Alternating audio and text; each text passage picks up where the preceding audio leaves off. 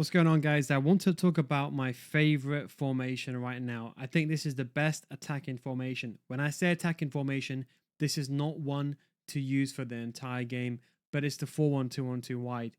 But the reason why it's superior to the 4-1-2-1-2 narrow counterpart is the wide structure. It's so important. Now, I'll explain to you exactly what I mean. So I'm just going to use another formation as an example. You're going to see this on Friday, actually. So I'll go over this, or might be Saturday by the time you're watching this. But we're just going to go here to the 4-1-2-1-2 narrow. Okay. Now, the 4-1-2-1-2 narrow is a fantastic formation. In fact, one of my favorite formations for that tiki-taka play. The downside is that when you're attacking, you don't have that stability. So some people, I'll just give you a brief example of what 99% of people are running.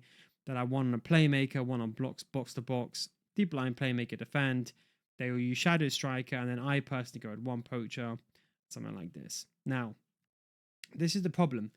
When you're attacking with the ball, for tiki-taka play, it's beautiful. You've got all those close-knit players.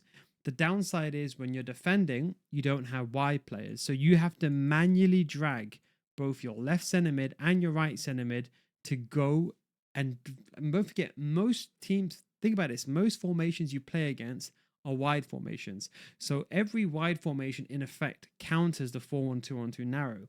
And that is why this formation, although it's so good and it's so fun to play, the truth is when you're on the top tier divisions, it's so difficult to play this system. And that is why you see no pro players using it at all. You might see they might use it for like a small segment or an attack in the game at the max, but you'll never see on the pro scene the 4-1-2-1-2 narrow, nor would you see in the elite division. I tried playing the elite division. Is it possible to play? Yes, but it needs your utmost concentration because every time, don't forget, most people are playing like a 4-4-2 or some variation of it, like a 4-5-1, whatever, right? At the end of the day, they got one left back. So let's say they got like a 4-4-4-5-1 or whatever, or 4-4-1-1 is irrelevant, but they've got two players on the left-hand side up against your one left back. This is what's so difficult about this formation because it's really hard to then defend if, for example, you have a left mid and you're left in a 1v1 unless you bring this play out wide. So do you see why the 4-1-2-1-2, yes, it's beautiful on the attack, but then you lose that threat.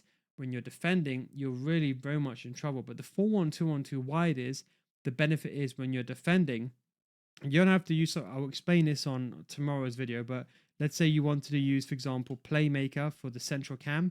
You don't have to, you can go like this. You just go like a playmaker like this. At least this way, you have a left mid and a right mid, and you have one CDM.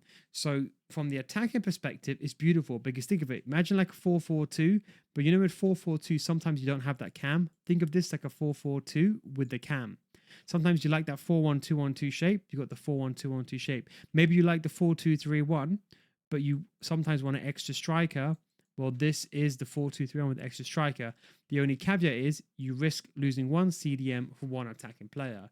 So this formation is how you would attack normally, just with two strikers. Can you imagine playing against people who have two CDMs? How many times have you struggled with just one singular sole strike if you're using a 4-5-1 or 4-4-1-1?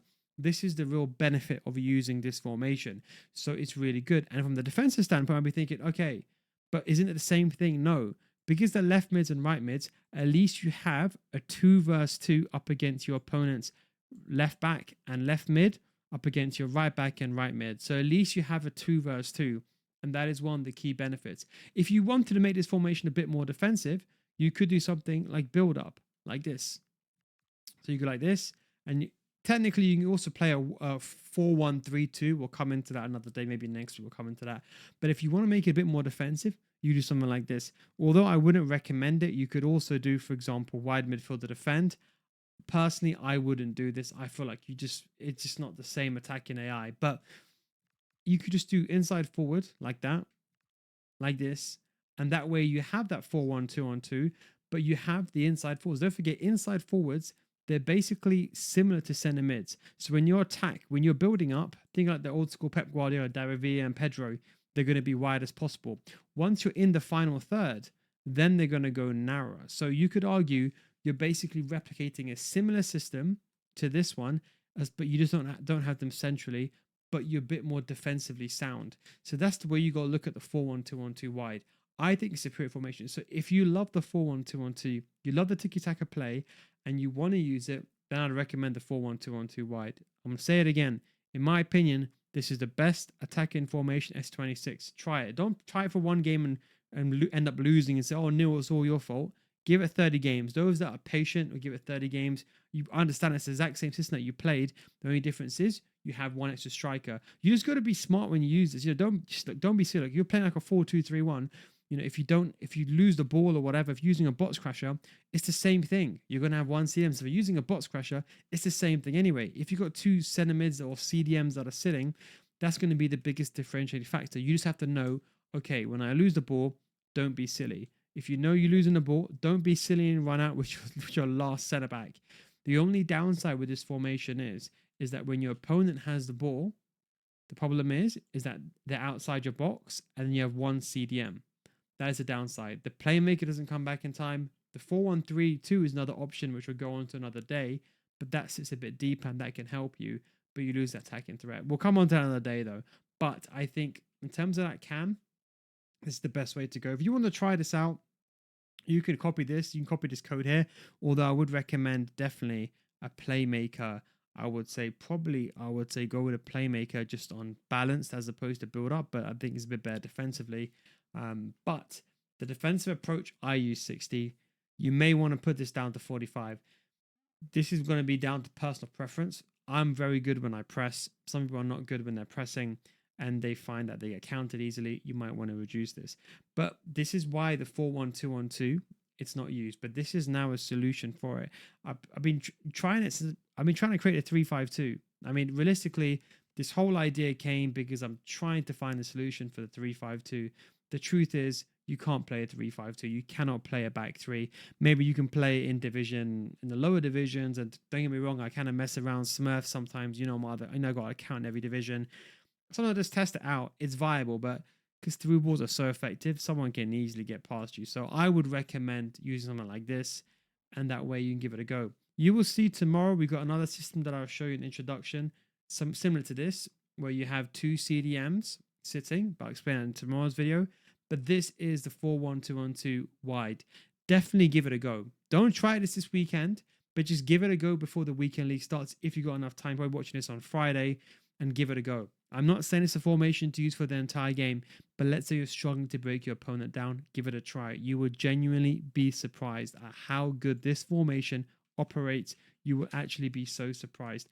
And don't forget, guys, if you want to get better FC26, you can come join my Patreon series, patreon.com/NeilGuides. Not only do we go over formations, we go over how to attack FC26 school. We've also got the attacking series as well. We just haven't remade the videos for this year, but all last year's videos. So if you want to defend videos there, people are saying, no, what about the attacking videos? Where are they?